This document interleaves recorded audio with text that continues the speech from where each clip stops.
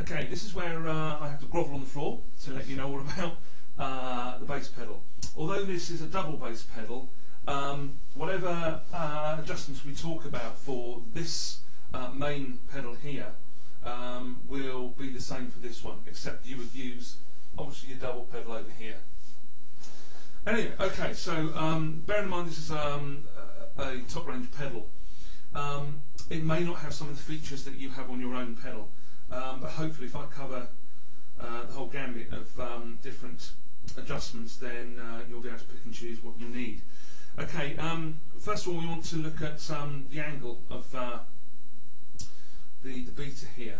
Okay, again, a lot of this is just common sense. I'm not going to go into it in huge detail. Obviously, the further back it is, okay, the more power you're going to get when it strikes the drum, simply because the movement is further. The only problem with that is when you want a lot of control, so you want close-up movement here, that kind of thing. Obviously, that's going to be more difficult if your initial position of the beta is here. Okay. Now, again, although this is very personal to your own weight and just the way you like the feel of the bass pedal under your foot, these are general rules.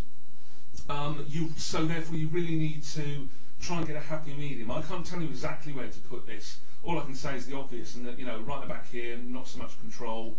Right away here, not a lot of power, a bit more control. Okay, so it's getting a happy medium. Also, bear in mind when you're playing and this is swinging back like this, if this is too far back here, it's going to keep hitting the top of your foot, which is probably just going to be irritating, apart from anything else.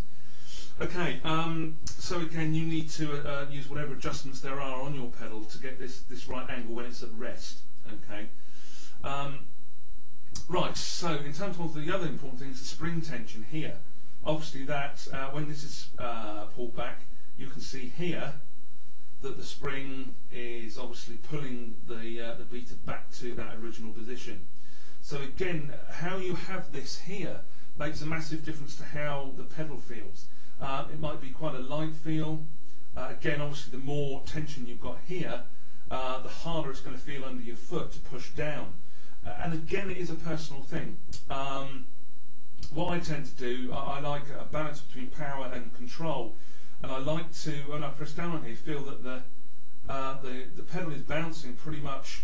If I take my hand off it with very little help from me, see that continues to bounce for a fair bit. That says to me that the spring is just about right. It's reacting nicely. It's giving me enough tension to pull the beta back, but it's not so stiff that my hand, just the weight of my hand, can't move it. Generally, in my experience, that's a really good gauge of the amount of tension you need to put on here. So as I say, just being able to push it with your hand and not end up having to push really hard like this to get it against the beta. As I've already said, it's very much a personal thing. And also dependent on the style of music you're playing. But that's if you want to get a happy medium, that's what we're looking at. Obviously, on most pedals, this is similar. The more you undo this, the more you pull this shaft down, quite obviously, the more tension there is in that spring.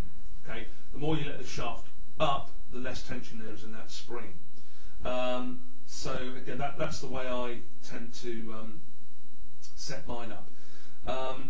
On the actual plate itself, in terms of where I would place my foot, there tends to be on a lot of pedals what they call the sweet spot, which is where if you're moving your foot up and down here, the ball of the foot finds the right kind of spot, just where it feels comfortable, and you get maximum control, okay, and the ability to have maximum power when you want. If you look at that, that's one finger, okay, still getting an easy time of pushing that down. So again, in my experience, the sweet spot tends to be, depending on the size of your foot, of course, I suppose, and the feel. It might vary a little bit, but it tends to be for me kind of 3/4 of the way up the pedal. Again, this is very general because different pedals have different foot plate sizes.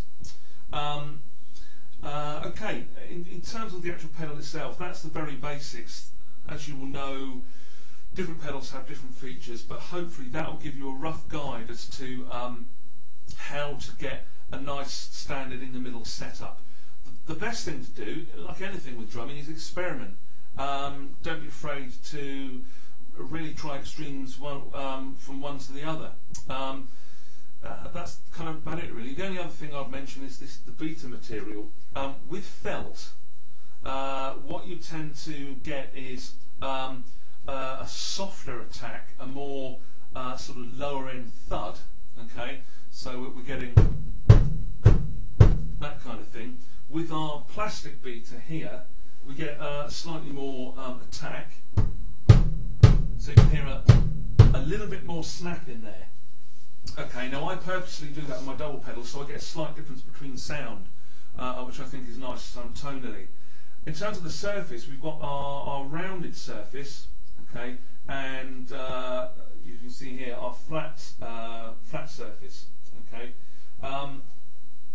Now, again, the difference really is that when you strike the drum with a rounded surface, there's less of the actual beta making contact with the drum, so all the force and the energy is concentrated on a smaller part of the beta, so you get a more focused sound.